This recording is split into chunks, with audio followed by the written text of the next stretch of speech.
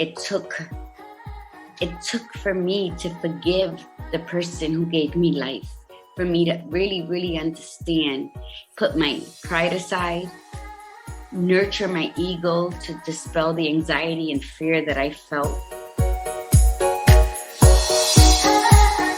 Welcome to the Crossing It Off podcast, where each episode we share the stories of individuals that are living out their bucket/life goal lists.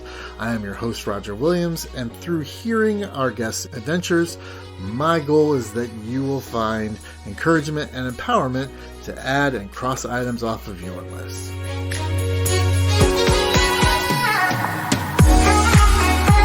Welcome, everybody, to another episode. So excited for you to be here with us as we have this conversation with today's guest. A lot of times on our bucket lists, they don't have to be these grand adventures, but more things we want to accomplish and have fulfilled in our lives. And a lot of times that may deal with relationships. And that is our guest's experience today. Margarita de Margarita is a person that believes that she is unapologetically courageous to simply be. Margarita, thank you so much for being here. Thank you for having me. This is going to be good. So tell us, what is the thing that you crossed off your list? My cross-off list is my release of resentment.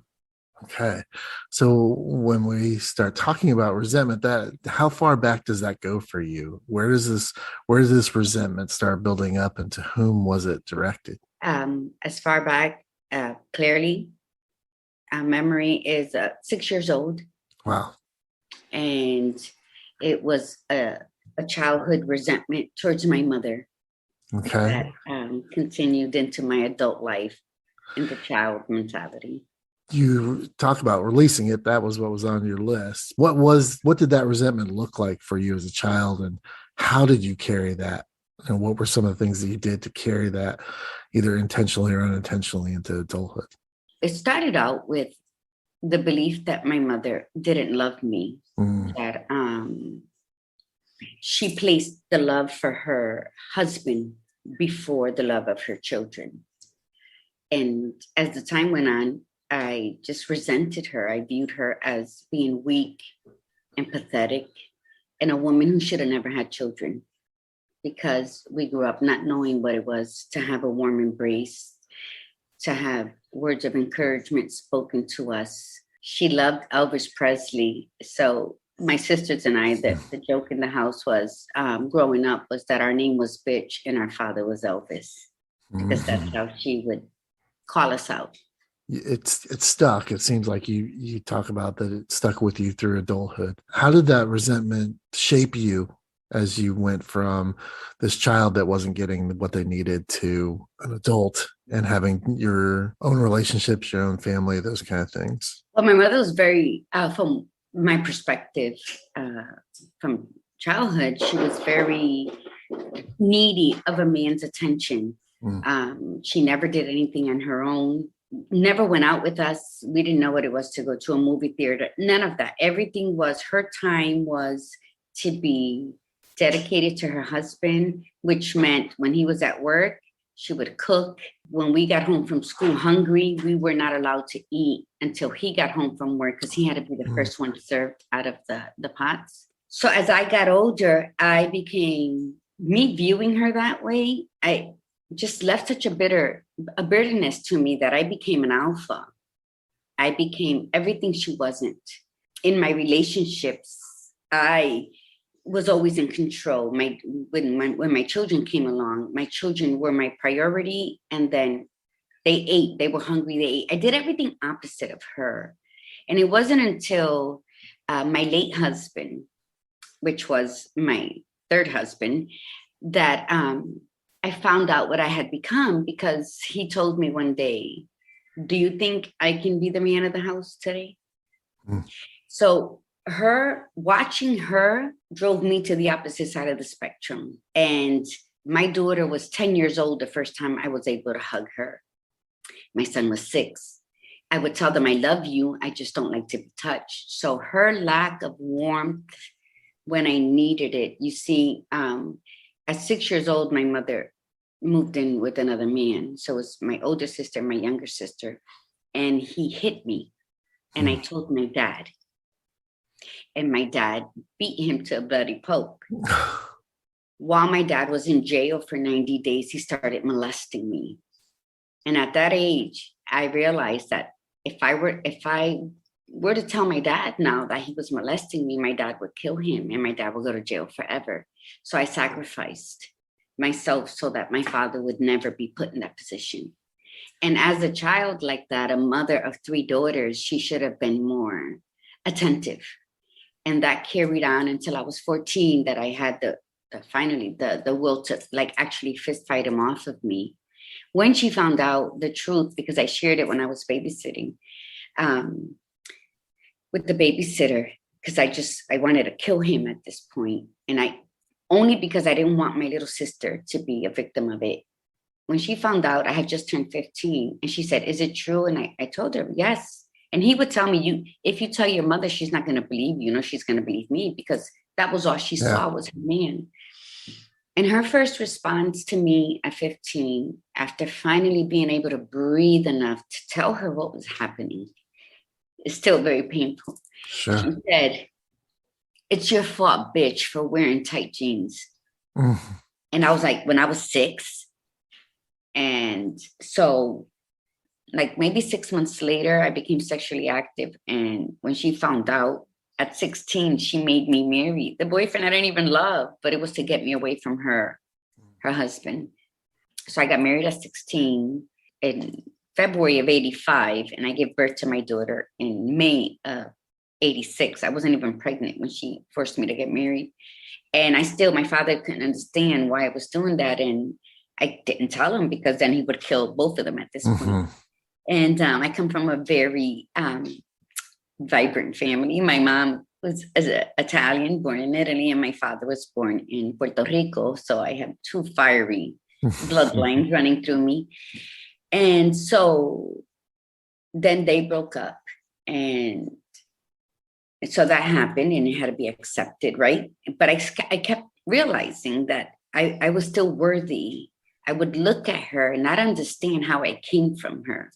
And then he left her when I was 18. And then, now I have a 2-year-old. I'm a single parent. We all move into an apartment again together. My mother, my sister, 2 cousins, and myself and my daughter. When she meets another man, and she moves out. And we were evicted because she was the only one on the lease. So I slept for 2 weeks in November, early December, in a car with my daughter. Everyone else had places to go. I didn't have no place to go. First of all, I don't like to burden. I don't like to. So when the car broke down, I said, "Mom, I don't have nowhere to go." Nothing. And then a friend told me about his cousin and his wife who had an apartment, whatever. My cousin was staying there with me and my daughter. And one night she couldn't stay with me. That's when I was raped, as my 2-year-old slept beside me. And I never told my mom, because I blamed her. I blamed her for all, like, had she been responsible, that wouldn't have happened. I wouldn't have been sleeping in a car with a 2-year-old in the middle of winter. I wouldn't have had to go someplace I was unfamiliar with. And thank God my daughter didn't wake up to see that. But so I held that resentment. And I dealt with it later on. I barely dealt with her. I didn't reach out to her as much. When I did see her, I never disrespected. We never, you're taught to respect. So I never disrespected her blatantly. I never cursed at her. Never. It was always a kiss, bendición, mommy. How are you? But always like from a distance. Like my energy just made me feel like I had 1,000 ants on me when I was around her. And then March 2017, my husband passed away. I was from ALS. He was diagnosed 2 weeks before our first wedding anniversary. So I went from newlywed wife to, he was misdiagnosed 2.5 years prior to that with fibromyalgia. So when the actual ALS diagnosis came, he was already becoming paralyzed. So I was a nurse, full-time caregiver for 6 years. He passed away March 17th. I went to Spain. I did the Camino de Santiago at the end of April. And then I came back. I went to Hong Kong, Thailand, Dubai. And then in November, I get a call from my sister in Connecticut that my mom was in a psych ward, that I needed to come home and help her take care of her. And I was like, no, I'm not. Yeah. I'm not. And she's like, Margie, I can't do it alone. I said, I can't. Like, I love my mother because she was my mother, but I did not like her. And I was like, why would I help her? Yeah. Again, all that resentment built up, right? I prayed on it, because I'm very spiritual. I prayed on it. I said, why would you give me another assignment so soon after completing the first one? And why her? I can't do it. I can't do it. 2 weeks later, I'm on a flight, right? Yeah, my grandmother was horrible to my father, and so was my grandfather. But the last 3 years of my grandmother's life, my dad was her best friend. Like, he did everything for her. They went to lunch, took her to golf. They went, everything that she needed or wanted, he did. And that just amazed me because I knew what had happened those early years. And for him to do that, it just absolutely blew my mind that he could have that kind of empathy and grace. And so what happened? So then what happened with that relationship? I mean, were you said you wanted to release that resentment. How'd that, going and helping her, what was the catalyst for being able to do that? Well, the first 3 years of me tending to her, I lived in my sister's house in Connecticut, and it was hard.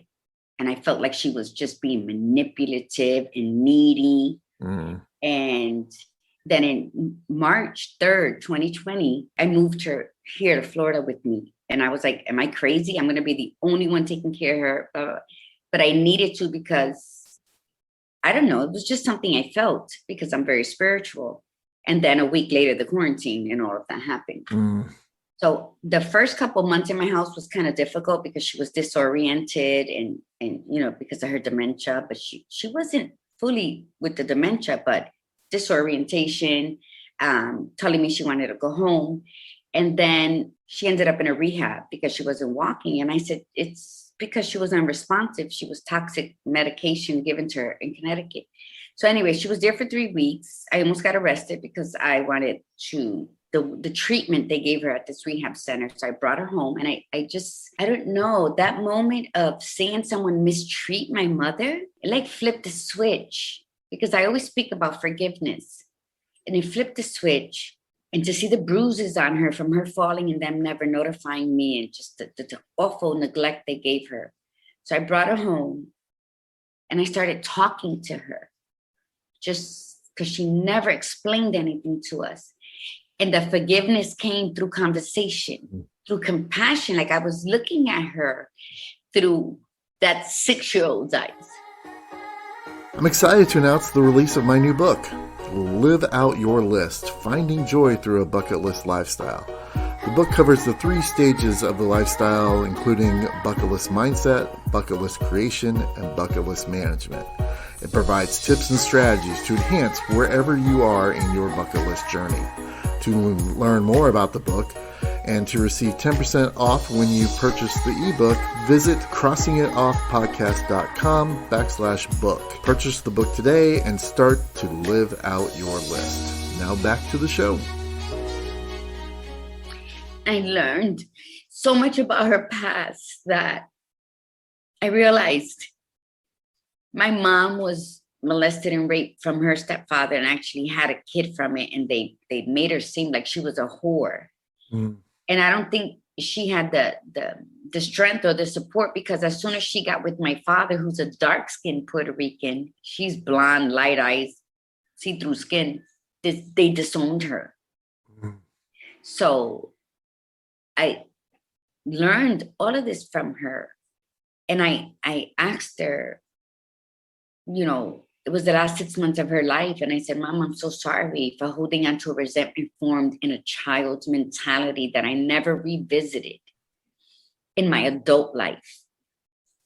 I never found peace within myself to forgive you. And she said the same thing to me. And it was so harmonious. So her death was she had a seizure. And she died a week later in the same bedroom my husband died in, which today is my bedroom. And the beauty of forgiveness, it doesn't leave a stain when it's mind, body, and soul working together towards this. Communication is so important, and the piece that I just wrote, I wrote, confrontation is my love language, but I could never bring myself past my own self, that inner child that held that resentment. I couldn't see past that, to seek forgiveness for being so distant from the woman who chose to give me life when everyone abandoned her. Because I'm the first child she had with my dad. And I didn't see past that. And here I am, a life coach, a sacred healer. I'm a spiritual coach at that. And I just didn't want to understand her because I was wounded. So through forgiveness, I learned to forgive myself. And that in itself gave me closure to all those negative harboring thoughts that ate away with me and ruined all my relationships. Like my third husband, I didn't walk out on because he died, that I would have walked out on him as well because I was incomplete. I didn't value myself. So I wanted to control everything and not have anybody dictate anything to me and live as though I was single when I was in a relationship. Margarita, what was the feeling like when you had that realization? Okay, I can give this forgiveness. I can have empathy for my mom finally after all these years. I mean, I think that, I know that was my turnaround with my dad, because he also couldn't, because of how he grew up, was not capable of giving me the love that I wanted or in the way I wanted it. And, we're all silly stupid when we're young and don't have, we're never taught to have empathy for our parents. I think that has a large part to do with it. Very hard to teach you to have empathy for the person teaching you. It's hard for a parent to say, hey, have empathy for me. When you got to that point, what was the emotional feelings behind those moments when you started releasing that resentment? What did that feel like for you? The first time, I couldn't put it into words. It was like an outer shell of me was just shattered. And I felt super light. I felt like I can see her. Like I didn't see her with that wicked face anymore, because that's what she was to me. She was just somebody who didn't care about us. And when I decided to forgive, before I even voiced it out to her, I started feeling funny. Now, a backstory to that is when I started getting molested at 6, I never cried after that. I didn't know what was the sound of my cry. When I tell you I didn't cry, I did not cry. And because I became this alpha, I walk in the room, I own I'm more owner of the building than you are. That type of thing. I walked in, my presence was known. I walked with this straightforward demeanor. And, we would be places and people would say, oh, you're the leader, right? And I'm like, what are they saying? But that was my demeanor, because I had to be strong because she was so weak. So I heard the sound of my cry at 52 when she died. That's a long time. And my children and my sisters, they didn't know what to do. They literally walked away from me, because for my kids, that was the first time in their lives that they ever see me cry. Now, mind you, my dad died, who was the love of my life. My husband died. And to both of those funerals, I felt like somebody, like I came into town to visit somebody and they're like, okay, I got to run to a friend's funeral. Come with me. Like I was null and void. Like, why am I here on both of those? And so my children, who are 36 and 32 right now, were like, what the hell's happening? Margie's crying. And so they're still very uncomfortable to see me cry now, but now I cry all the time. And it was like the Hoover Dam busted open when I forgave my mom. How have your relationships changed, especially with you mentioned your children and your sisters? How have those relationships directly changed since this happened for you, that you released that resentment? With everybody. They still don't know how to act. I lived all of my life, minus 5.5 years, 6 years. Who remembers that? All of my life they would not see me cry. Like I would tell you, oh my God, I cried. And they're like, well, what? You dropped a tear? You let a tear come to the corner of your eye? When I would feel pain or sorrow, I would feel it come up and it felt like a golf ball. And then I would be like, you better not. And I would swallow it. When I tell you I had throat pains for 2 to 3 days afterwards, it's just insurmountable for me to say the grief that has been layered and layered and layered upon my soul. And it took for me to forgive the person who gave me life, for me to really, really understand, put my pride aside, nurture my ego to dispel the anxiety and fear that I felt that I wasn't worthy of love. And that's why I walked away from all my relationships. I walked away from my son's father, who raised my daughter since she was 2.5, still so in love with that man.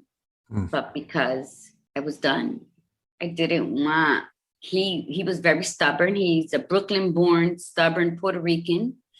And it was just too much. Like, I didn't feel he was strong enough. I didn't, to me, I was like Mufasa, I was the king of the jungle. And if anybody didn't match that, they weren't worthy of me, but it was all just a facade, And when this happened, it was like, I finally saw the sunrise. And so what do those relationships look like now? Are you still the alpha or have you? I don't know. I haven't dated since my husband died 5 years ago. I haven't been in a relationship. With your daughters and your sister then? Well, they still get shocked. They still get surprised. My kids, I was, how can I tell you? Alpha, being born in one of the worst housing projects in Bridgeport. I was very confrontational, not violent, not physical. But I wasn't a confrontation over the phone. I was, this is happening. I would go knock on your door. You didn't open, I would kick your door open. I had a lot of hell in me, My kids saw that. I would take them to demonstrations. When I did public speaking on rape and molestation, I brought my kids. I needed them to learn the world. I needed them to say, Mom's a badass. I didn't fear anything. My biggest fear was that I had no fear. It still is, but that always was my biggest fear, because I saw my mom as being so weak and pathetic and needy and clingy that I could not be none of those things. So I don't know when I'll be in another relationship, but that's going to be interesting. That's going to surprise the shit out of me. I'll tell you that. Yeah. But with my siblings, my kids will say, like, if something pops off, and I'm just, nothing's disrupting my peace now. When you fully forgive from your soul, someone as important as your mom or your dad, there's nothing you cannot do. There's nothing you cannot do. It is so enlightening that if this isn't worth dying for, I ain't giving it my time anymore. Oh, so-and-so said that. Oh, she's allowed to have her opinion. So I did. I went from one side of the spectrum to the other. So something happened, and my son, who's like a big guy, right? He's like, Ma, you gonna let that slide? Where's the Margie I knew? And I said, she's in the back seat. Don't wake her up. So she's still there. And that's how we deal with my change, where they're still at a comfortable level, and they know that I am still the original me. But she doesn't have to be front and center all the time. Like, I'm protecting my peace, And so it's working. It works for me. And you know what, Roger? I survived many things. And I've never been I've always been straightforward. I keep it real. I don't care who likes me. I don't care who doesn't. That's not my business. I've always been like that, though, because I've always had to protect myself. Now, my dad was the love of my life, but when they did a testing on my mom, they said my mom has schizophrenic, and I said, no, she's just being, herself needy. She wants to pretend she's sick, Come to find out that my mom didn't have schizophrenia, which I told them, how are you going to diagnose her at 72? But what happened is when they did the food testing here in Florida, 6 months before she passed, what was discovered was that my mother had the dementia that the NFL players had. Wow. That causes hallucinations due to blunt force trauma to Yeah, the I was head. about to say, yeah, that's the only way that happens. Now, although my father was the love of my life, he was the gardener of our roots. He planted seeds throughout our lives that some have blossomed like now. And I'm like, oh, that's what he was trying to tell us. I was so angry with him when my mom died that I couldn't even call out his name. I didn't pray that he be in light, nothing. I was angry because my father used to beat the shit out of my mom. Like, well, she wasn't a saint. She shot him in the groin because she caught a woman on his lap. Like, we have front row seats to the most violent horror flicks you can imagine. But he used to really beat her on the head. He split her head open. So when I heard that, it just, woof, it transported me back to that. And those were and I think that's when the resentment really started, but I couldn't fathom it because I was so young, is that why did she stay with him? Mm-hmm. Why do you stay? So then she got with this man that he didn't hit her. So he became her world. So, I mean, I can't pinpoint. All I can say is Sure. from my earliest thing was 6 when she didn't protect me.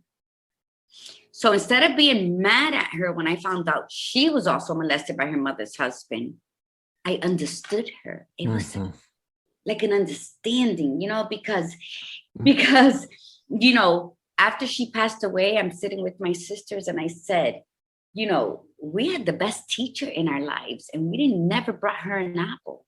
Like, and in hindsight, it's a frenemy because you learn it, but then why did I have to learn it so late? Like now I don't have a chance to hug her really, Yeah, So, Bruce Springsteen had one of the best quotes. I think he said his father was his biggest hero and his biggest enemy all at the same time.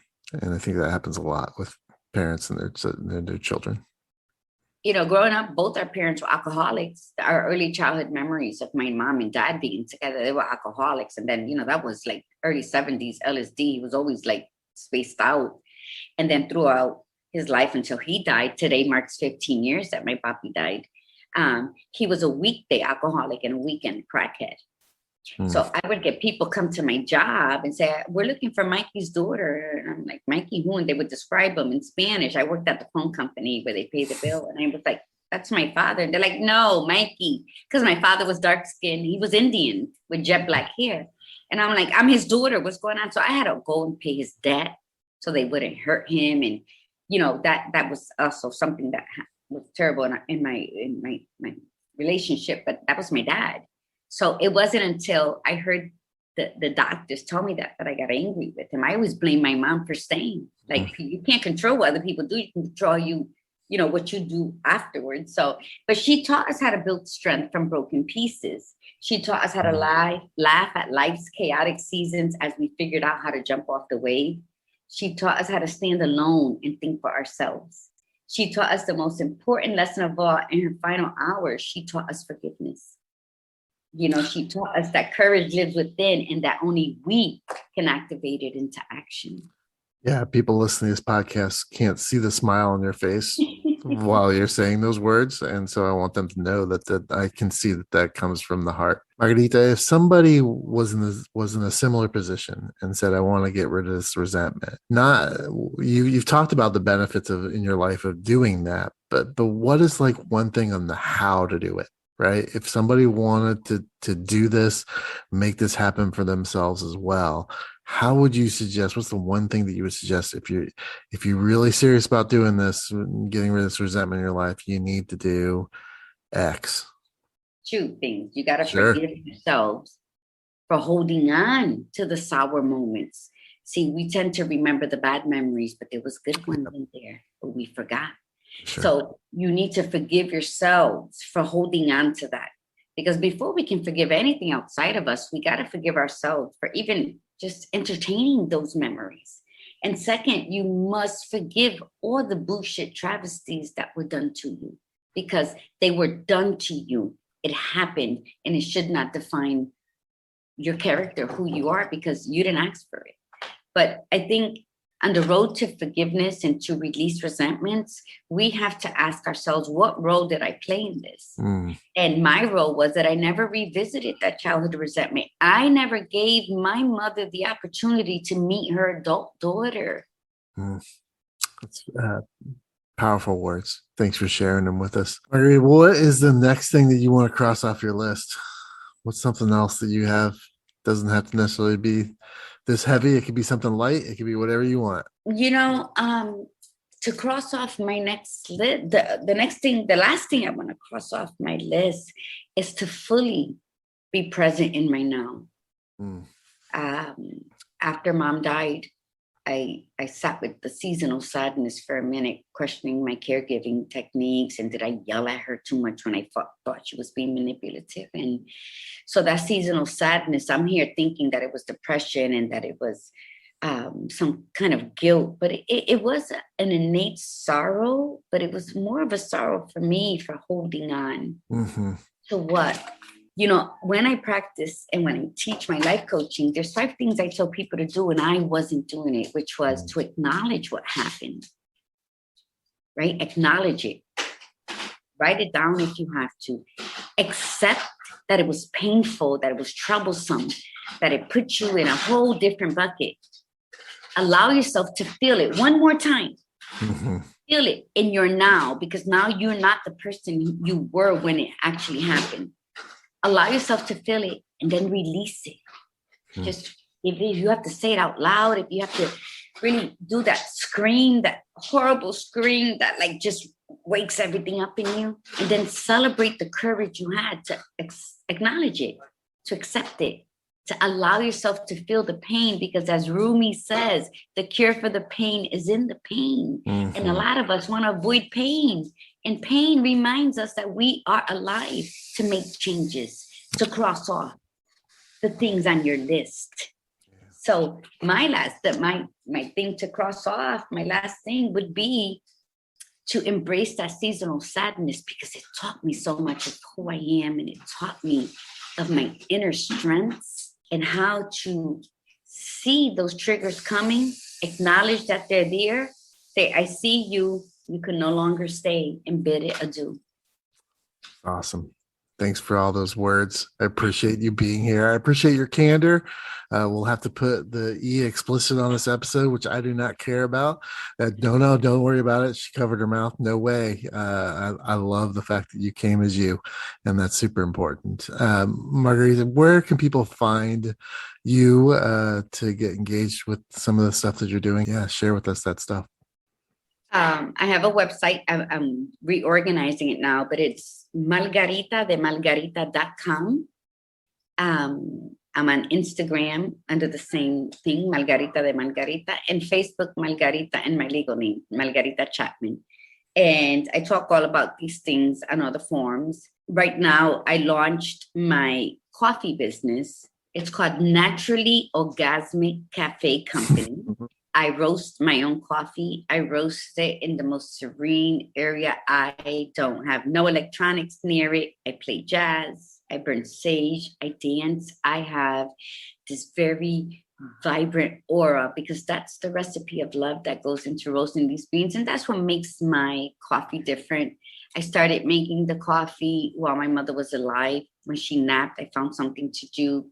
And it's become something that I launched now. And my coffee is to invoke happy childhood memories, one sip at a time. It is a revolution of awareness. So I'm very proud of it. And that's on the bag. My coffee is not just a coffee brand. It is a revolution of awareness. And that was on my website. And then soon I'm going to have the store where people can order it. And with it, you get coaching. There's package, there's subscriptions, and I'm all for sacred healing the soul of people, to see that life is beautiful and that mistakes happen to teach us, not to punish us. Margarita, thank you so much for being here. I appreciate it, and I appreciate your candor. Keep doing all the amazing things you're doing.